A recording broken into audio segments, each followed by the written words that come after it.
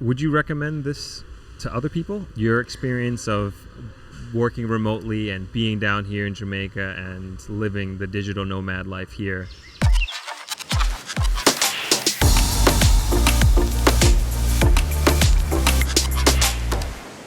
Welcome to our first video podcast on my channel here. Today we're actually going to be talking about what it's like to live here in Jamaica, be here in Jamaica, and we're going to be speaking with somebody who is from the U.S., Rahel Georges. Did I say that right? You got it. Okay, I said it right. And we're just going to be just talking about her experience in being down here in Jamaica, and more particularly being down here during a pandemic. So let's hop into the conversation. Cool. Thank you. So if you would, just please introduce yourself to the audience. Yeah. So I'm Rahel. I'm actually from Philadelphia, by way of East Africa. But Philadelphia is where I was basically born and raised.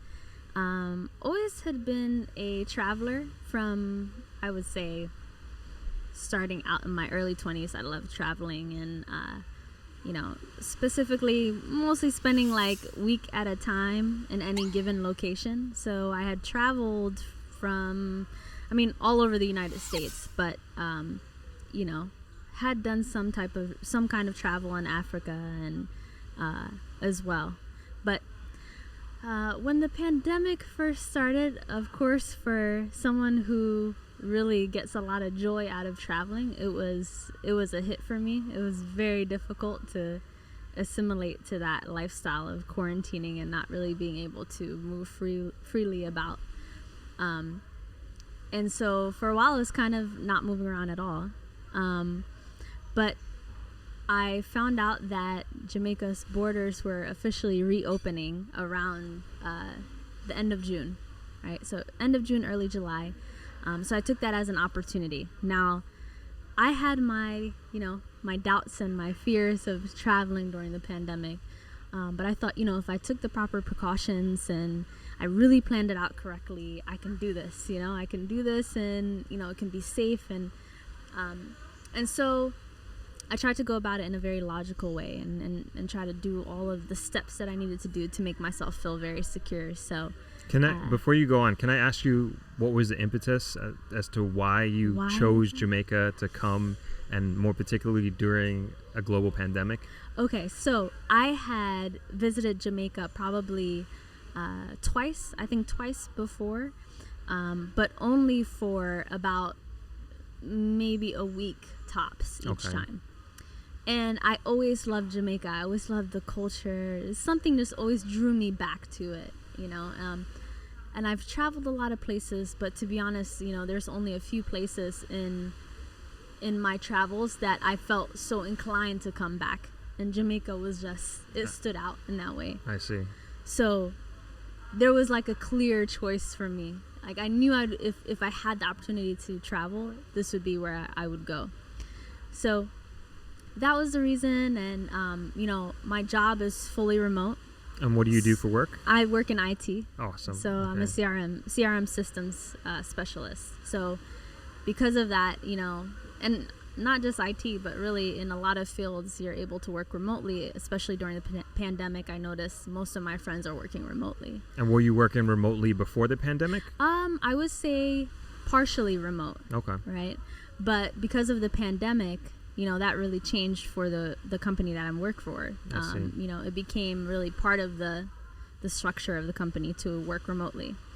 So given that, and given the change in, the structure of work environment, I figured, if I'm able to work from anywhere that has stable Wi-Fi and, have a different experience, I definitely was looking to take advantage of that experience. So, in the midst of all this chaos and, fear and all of those things that, I was experiencing because of the pandemic, I still felt like there was an opportunity in the midst of that chaos. Okay. Right? And something that I should use to really kind of flip the script and flip how I experienced this time. Right. So, when I figured out, okay, so Jamaica borders were opening, I flew in June 25th. Okay. And we're now, 2020. for everybody, today's date is February 28th, last day of the month, 2021, mind you. So quite some time. Quite some time.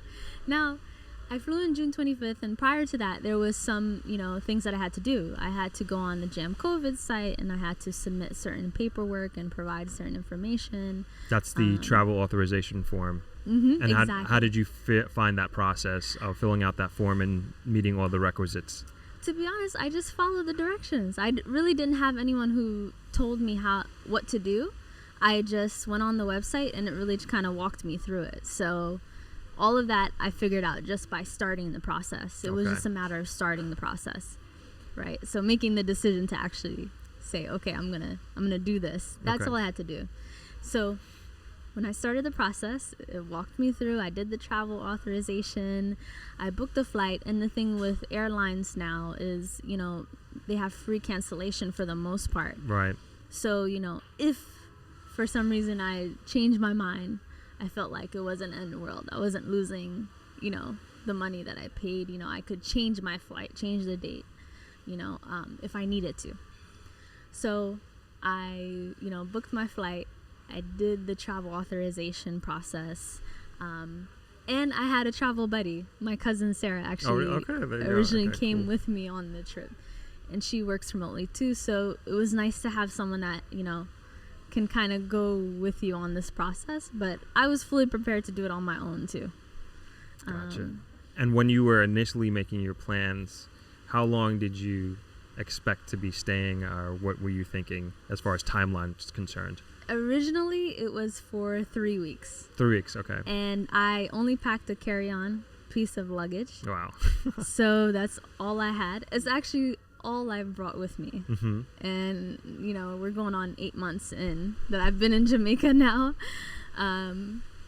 which is pretty incredible. I think that this experience has been very eye-opening because traveling here with just my carry-on and deciding to stay, and not really having all of my things with me, right, and letting go of my things. I thought it would be more traumatic, but to be honest, I didn't really miss those things. Like the benefit of being here and immersing myself in the culture was like it far exceeded having the things that make me comfortable around me. So right. I don't regret that. I just came with my carry-on, and I just kind of from there just went on my gut and kind of tried to stay resourceful from that point. So I know this was 8 months ago that you made that initial trek. I feel like in many ways we're in a different world now than 8 months ago. We're in a very different position as a country here in Jamaica, and so is the U.S. as far as the pandemic is concerned. Mm-hmm. What was the travel experience like back then? The travel experience back then. So when I first came in, there was a process, 14 days that I had to quarantine, mm-hmm. which I did. My cousin and I, we found a villa out in Silver Sands, Trelawney Parish. Okay. So really nice villa, and we just, kind of parked it there for 14 days, and we did the whole quarantine. And at the time, I think because we were one of the early groups to come in, there was, there's a watchful eye on you initially, but none of it really bothered me. To have to check in on an app daily is really not a big deal compared to, what I'm getting out of the experience. So, we made sure we documented and did all we had to do for, the quarantine piece. But we were still living in a villa and, able to kind of be seaside and all of that. And still able to eventually, after the quarantine stage was over, be able to travel the island and find really amazing places to stay as well. So, it really was just that initial piece. Mm-hmm. And what you find is with the villas and the hotels and the resorts, they all really practice very strict protocol. So I didn't really have to worry too much about, not feeling safe anywhere. They're going above and beyond, and they're trying to really ensure the safety of their guests. And so, it's really kind of the safest place you can really be, That was actually my next question. How have you felt in regards to the virus being down here? Just in I guess, living your normal day-to-day life down here? Well, what I found, the difference that I found is I really liked how the businesses were really handling the virus. So anywhere you go, really in Jamaica, you know, they require you to have a mask when you come into the building, sanitize your hands, and you know that all of that is for your own safety. So that was already kind of set in place for us. So I think the way it was handled was really, really cool. Like, it's something that kind of made me feel at ease a bit. And you know, aside from, of course, that kind of that initial fear that I had, once I came here and started to like live through my daily experience, I realized that, you know, you still have access to the natural world around you, to the beach, to the sun, to the, you know, coming from Philadelphia, and seeing as though right now it's probably like 10 degrees out there. You know, just having access to sun is a big deal. So that's my next question. So what is it like back home, you know, from friends and family, not only weather-wise, but in terms of lifestyle and day-to-day? Well, a lot of things are still kind of shut down. There's certain cities that are opening back up in the States, but you know, for me, I think it's all about what your interests are. Gotcha. And for me, you know, I'm not one to like in my own city just want to go sit at a restaurant or bar. You know, like I want to see something that's really interesting and unique and different. And you know, being in the grill, I would choose 10 times over. You know, and you know, having access to the natural world as well. Like, you can be in a hotel and have, you know, some fine dining experience and then still have access to that natural world, and that was really important to me. Right. It was just something that, you know, I think when I was in the States, I really took for granted the ability to just go outside and pick a piece of fruit and eat it. Like, you know, just little things like that I took for granted. And then to just have that interest and that ability to experience a new culture. So. And do you feel at home here at this point? Oh yeah, for sure. And even in the first week that I was here, I've met incredible people that are now family. Literally, like, I go to their house, spend days in their house, and you know, lifelong friendships.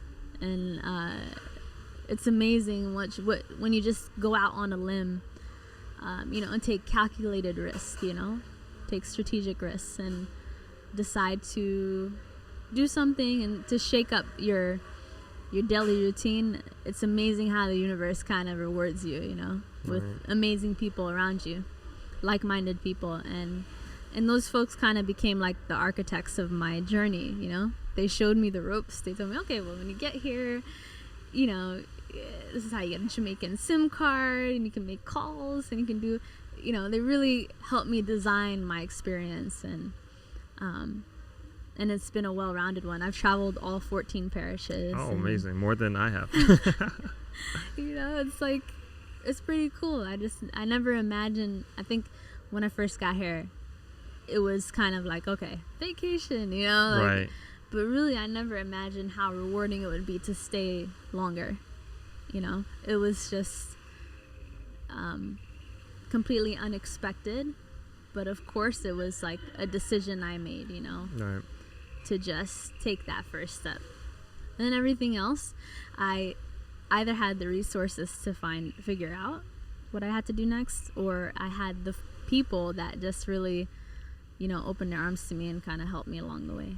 So. And can you like tell us a little bit about your day-to-day and being a digital nomad and being able to work down here? Like, how has that been from an infrastructure standpoint and access to Wi-Fi, finding places to work, and just being being productive part of your team? Wow. Well, you know, everything in life is about balance, right? Mm-hmm. So, you know, I had to find a balance because, you know, I'm here, everything's new and exciting, and, you know, I just want to explore the entire island, but with a certain balance in mind. Right. For example, like, I just need to make sure my Wi-Fi is stable.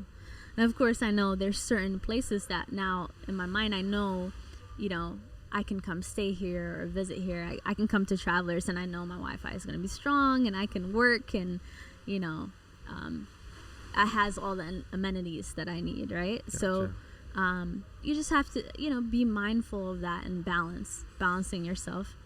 But I think, of course, that can be a challenge even when you're home, not just when you're traveling. Of course, yeah. So, it's the same deal. It's the same deal. You gotta find that balance and prioritize. And,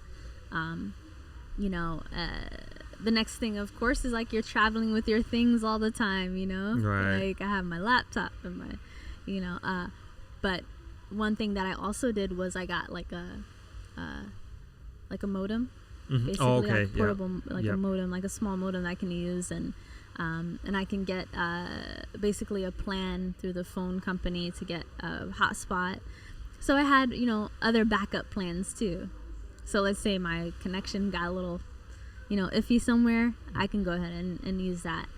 That's smart, real smart. Yeah. So, and then of course, some places you're at, there's unexpected sounds, rooster going off during a WebEx is not a cool thing, So, you just you gotta kind of improvise and create proper work settings for yourself. And does your team know that you're in Jamaica? Partially. Partially, okay. Partially. But they just need to know that Rahel's is gonna go wherever she's going. She's gonna make sure she carries her weight anywhere she goes. That's, as long as they know that, then I think we're all going through this pandemic together. Right. And I think that my manager and my coworkers, my colleagues, they're really understanding of the importance of doing things for your mental health. And if you need to change your setting, and if you've been home for 7 days this week and you need to change your setting, and that's something you can do for you, they're open to seeing that, that kind of creativity when it comes to motivating yourself. Oh, that's fantastic that they're open to that. Yeah. And would you recommend this to other people? Your experience of working remotely and being down here in Jamaica and living the digital nomad life here? Yeah, absolutely. I have no regrets in this decision whatsoever. It really opened my eyes to a lot of things, and I think when you live in a different culture, in a different society, it really is. It's a benefit to you in your own life, and it really allows you to examine yourself from the outside looking in. Okay. Awesome. So literally getting outside and living outside of your world, of your small bubble in Philadelphia. For me, it's just, it really kind of gave me a clear vision of my own life, and so I needed that. I needed to be able to examine myself from the outside, and so I learned so much. My patois kind of still sucks, but don't worry, I don't speak it at all. So, and I've been here 15 years, so you're doing fine, I'm sure. Yeah, everything, you make certain mistakes here and there, and it's just a matter of learning language and learning how currency works in other places, and I find that if you really pay attention and ask around and find really good resources, you can really adapt very quickly. But don't rush your adaptation. Gotcha. Don't jump into a point where you're misinformed. Take your time to really move through at a comfortable rate.